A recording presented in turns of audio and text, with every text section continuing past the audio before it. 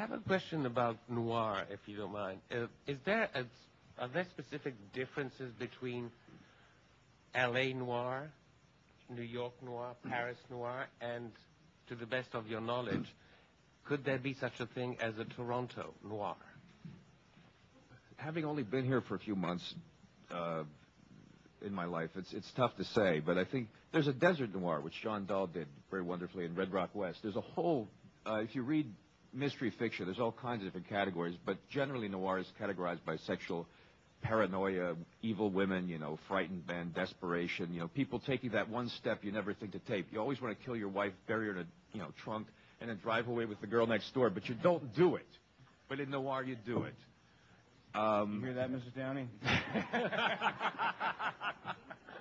gotta sleep sometime.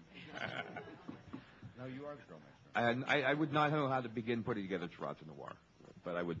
It's an interesting question, and I'll give it some thought.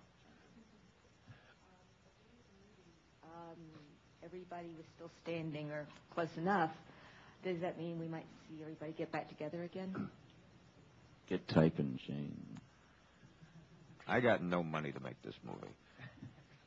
If someone pulls out a pen and a checkbook, no, there's no sequel to this one. I think this story's been told.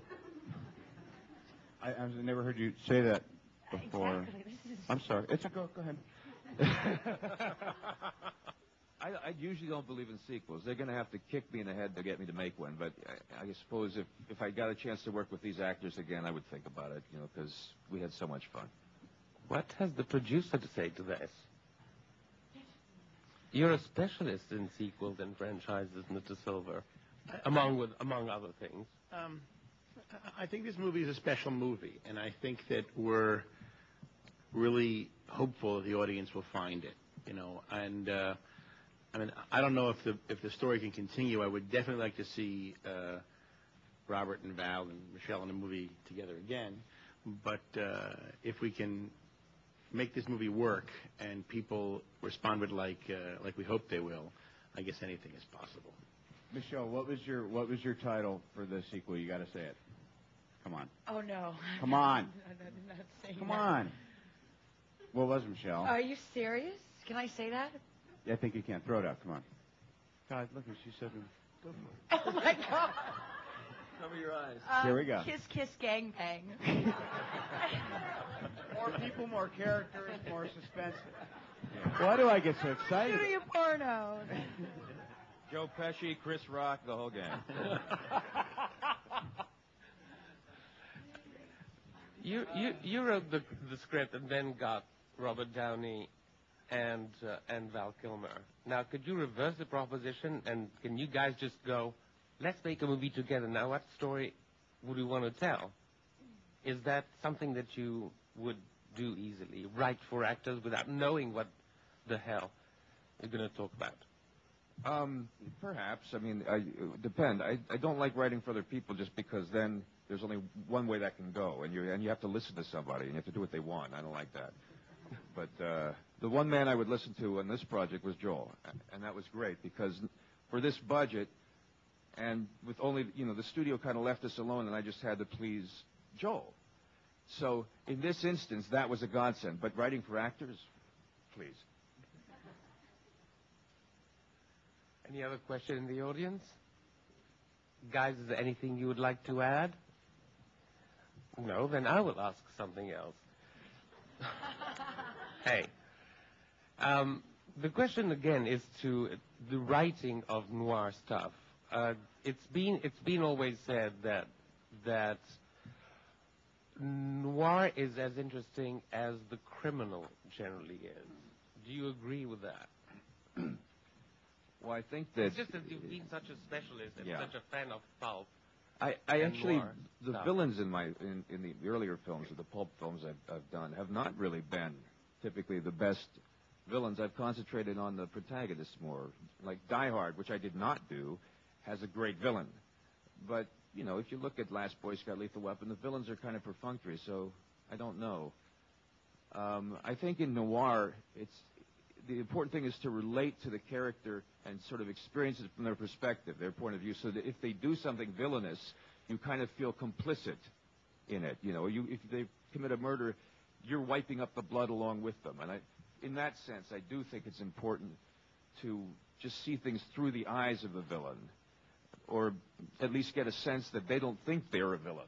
And to that extent, yes, I think you're absolutely right. Question here.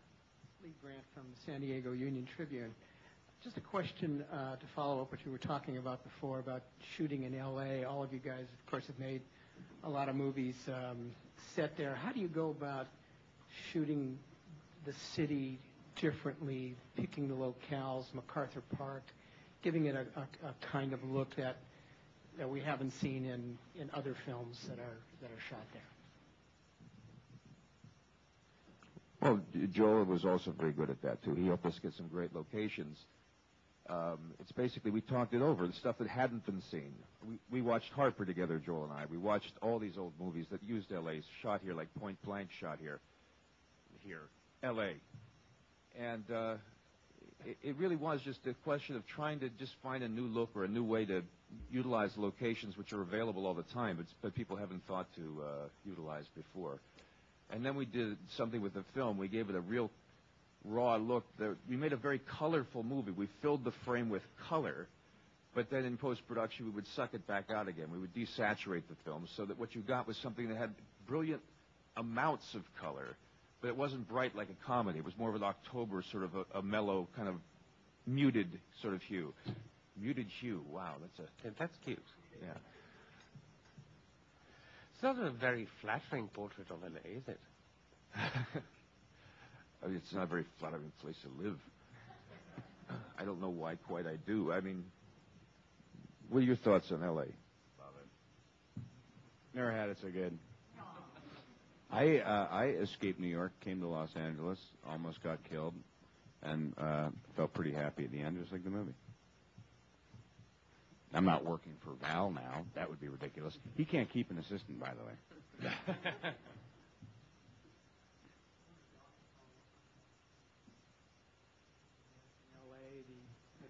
Wait, grab the mic from behind you, sir.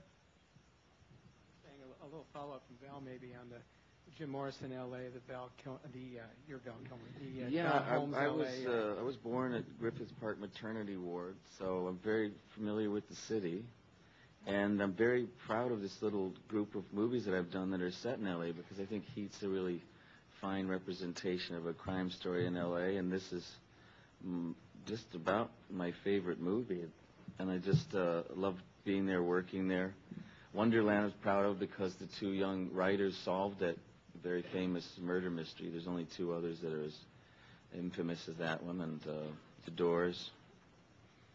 So I can't remember your question. Because I'm from L.A., man. What was it? By the way, I thought you were great in shampoo. Thanks for laughing. All right, ladies and gentlemen, I'm afraid our time is up. Thank you. Whoa, what a rush. Thank you very much, you all, for being here. Thanks to the panel. Bye.